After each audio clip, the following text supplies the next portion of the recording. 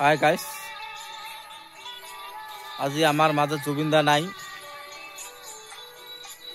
জুবিনদা আমার যুব প্রজন্মর ভগবান আছিল, গানের ভগবান। খালি হয়তো যুব প্রজন্ম বলি কলে ভুল হবে, আমার আসামের ভগবান আছিল।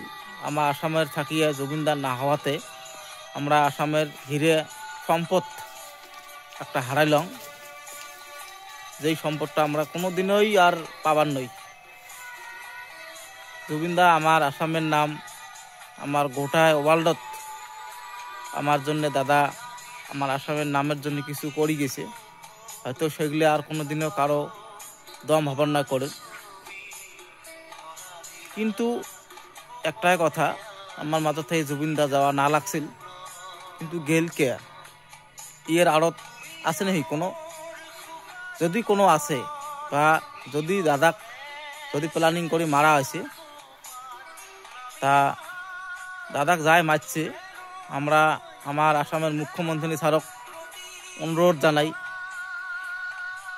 যে যাই আমার দাদার মার্ডারি তাক এমনই শাস্তি দেখ যাতে পরের বার কাউ আর ভাবে না যে একটা মহানায়কক মারলে কি পরিণতি হবার পায়।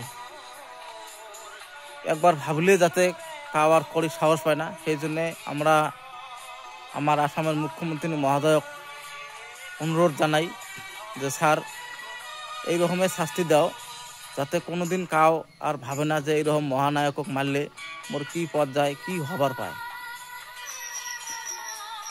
তা আমার মাজত আছে, মোর ভাই আছে, মোর ভাগ্নে দুটি আছে, তোমরাও খুব আবেগিক হয়ে গেছে এইরকম একটা জুবিনদার কাহিনী হওয়াতে। যাই হোক ভাগ্নে, কত দুই একটা কথা কও।